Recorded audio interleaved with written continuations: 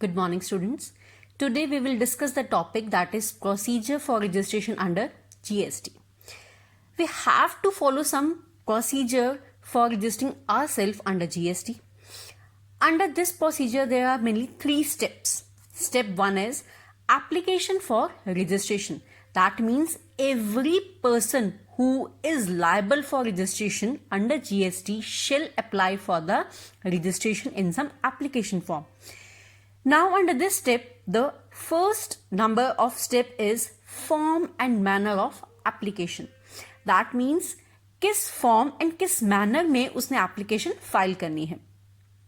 Every person who is liable for registration under GST shall apply for the registration under some application, and under this application he has to mention his PAN number, mobile number, email address and state और union territory. That means उसका pan number mention होना जरूरी है, mobile number होना जरूरी है, email address mention करनी जरूरी है. और ये तीनों और चारों चीजें जो हैं वो that should be mention under part A of form GST REG 01. This is the form number and this is most important. GST REG means registration. So GST REG 01 form में उसको ये तीनों चीजें मेंशन करनी जरूरी है. Now next step is online verification. That means PAN number, mobile number and email address should be verified online. PAN number will be verified from the database of CBDT, that is Central Board of Direct Taxes. Mobile number, as we all know that mobile number has been verified through OTP, that is one-time password. Email address has been verified, same from the OTP. Now, after online verification of these 3, next step is generation and communication of temporary reference number. जब उसकी सारी online verification हो जाएगी pan number की, mobile number की, email address की, next one is कि उसके पास एक टेम्परेरी रेफरेंस नंबर जो है वो जनरेट हो जाएगा. दैट मीन्स जनरेट होने के बाद उसको वो सेड मोबाइल नंबर, जो उसने मोबाइल नंबर दिया है, उसी मोबाइल नंबर और ईमेल एड्रेस पर वही नंबर कम्युनिकेट कर दिया जाएगा. Next one is submission of an application in part B of form REG 01. That means जब आपकी ऑनलाइन वेरिफिकेशन हो जाएगी, टेम्परेरी रेफरेंस नंबर जनरेट हो जाएगा, after that you have to submit an application in part B of the form GST REG 01 that must be duly signed along with the documents specified. आप वो temporary reference number को use करके GST के form REG 01 के part B में उस temporary reference number को fill करके अपने सारे डॉक्यूमेंट्स और एप्लीकेशन जो है वो सबमिट करवा दोगे. Next one is acknowledgement. After submitting an application in Part B of Form REG 01, now the authorities will send you an acknowledgement form under GST REG 02. Now, next is step number 2, verification of application and approval. जब आप application submit करवा दोगे, उसके बाद second step क्या होगा कि आपकी application को verify किया जाएगा. इसमें 3 cases हो सकती हैं. Number 1, approval of grant of registration.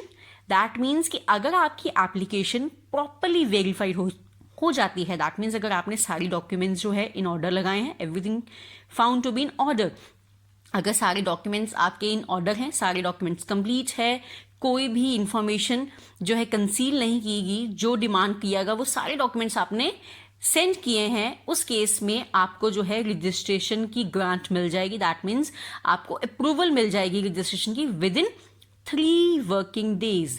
These are most important days. That means 3 working days. कब से 3 वर्किंग डेज? जब आप एप्लीकेशन को सबमिट कर देते हो, उस एप्लीकेशन की सबमिशन के विद इन 3 डेज आपको अप्रूवल मिल जाएगी if everything found to be in order. Second one is in case of deficiency. That means if your documents are not in proper order, that means in this case the authorities will send you an notice in form GST REG 03 within 3 working days.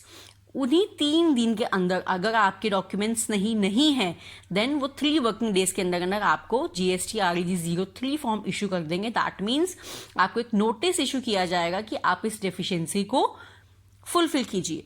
Next one is, अब applicant की turn है कि उसने उस deficiency को clarify करना है. सो applicant should file और should clarify these deficiencies under the form GST REG 04 within 7 working days. That means applicant को 7 working days का टाइम दिया जाएगा कि वो उन deficiencies को clarify कर सके. And third one is deemed approval. Deemed approval का मतलब है if proper officer takes no action. that means कि अगर proper officer जो है उसने 3 working days normal, अगर आपके सब सारे डॉक्यूमेंट सही पाए जाते हैं तो 3 working days में रिप्लाई आ जाता है. अगर डेफिशिएंसी का केस तो 7 working days. तो अगर प्रॉपर ऑफिसर जो है he doesn't take any action neither in 3 working days nor in 7 working days. That means कोई एक्शन नहीं लिया गया प्रॉपर ऑफिसर के through, then it results in deemed approval or registration. That means कि आप automatically registered हो क्योंकि आपको कोई रिजेक्शन का मैसेज और ना ही अप्रूवल का मैसेज आया है. That means you are deemed to be registered. deemed approval आपको मिल गई है. और इसके लास्ट में क्या है कि अगर आपको अप्रूवल नहीं मिलती that means rejection of application. कि जब आपकी एप्लीकेशन वेरीफाई की गई है और आपके जो डॉक्यूमेंट्स है वो प्रॉपर इन ऑर्डर नहीं मिले हैं तो उस केस में आपकी जो एप्लीकेशन है वो रिजेक्ट कर दी जाएगी डेफिशिएंसी का नोटिस भेजने के बाद. And this rejection of application should be sent by the proper officer under form GST REG 05. That means कि REG 05 नंबर फॉर्म में आपको एप्लीकेशन की रिजेक्शन रिसीव हो जाएगी within 3 working days or within the 7 working days. Step 3 is issue of registration certificate. Next is after approval of registration, you have to take the registration certificate from the proper officer. So under this grant of RCN GSTIN, that means after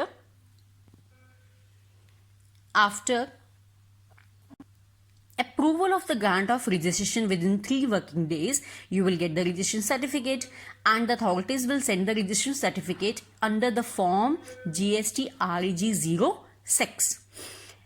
Now you will receive GSTIN, that is Goods and Service Tax Identification Number, and this number is of 15 digits.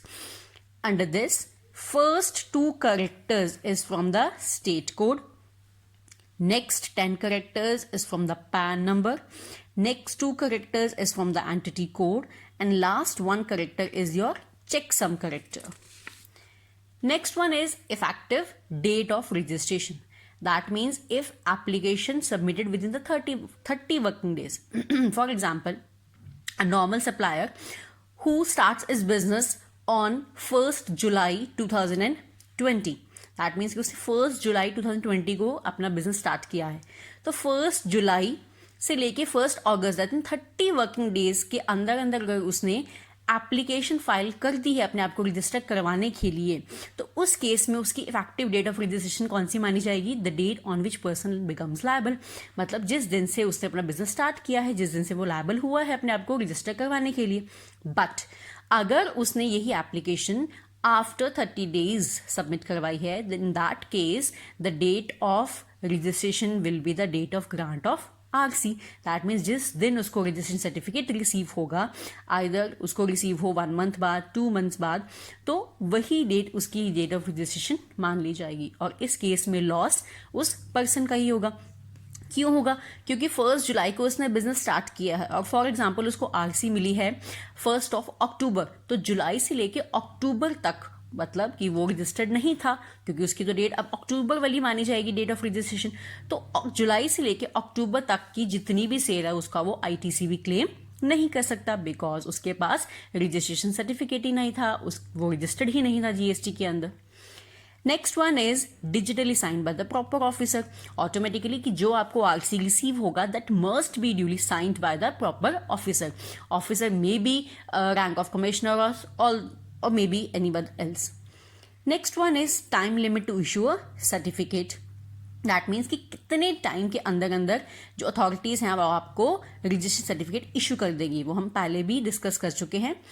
Normally within 3 working days from the date of submission of an application, हमने पहले भी पढ़ा है कि अगर आप application submit करवा देते हो तो आपको जो अप्रूवल है रजिस्ट्रेशन की वो कब तक मिल जाती है, विद इन 3 वर्किंग डेज।